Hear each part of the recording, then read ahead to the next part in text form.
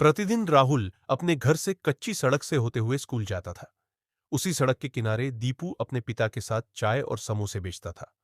दीपू बहुत ही बुद्धिमान और मेहनती लड्डच का था, लेकिन उसके पिता उसे स्कूल नहीं जाने देते थे, क्योंकि उन्हें पढ़ाई का महत्व नहीं पता था। दीपू जब भी राहुल को देखता, तब उसे भी पढ़ाई करने का मन करता था।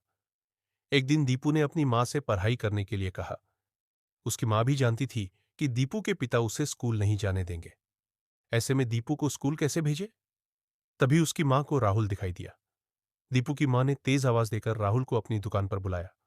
उसे एक समोसा देते हुए कहा, राहुल बेटा, तुम मेरे बेटे को स्कूल के बाद 1 घंटे पढ़ा दोगे क्या? मैं तुम्हारे माता पिता से बात कर लूंगी।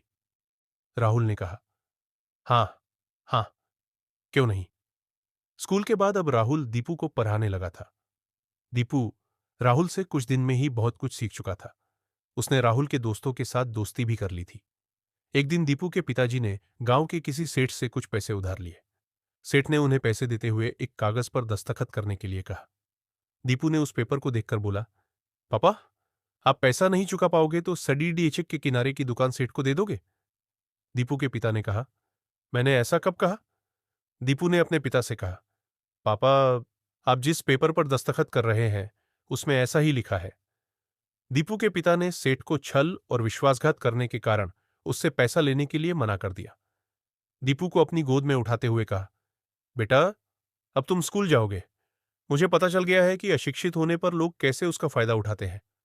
अपने पिता की बात को सुनते ही दीपू दौड़ाकर अपनी मां के गले से लग गया। वह बहुत खुश था। उस दिन के बाद से दीपू ने स्कूल जाना शुरू कर दिया।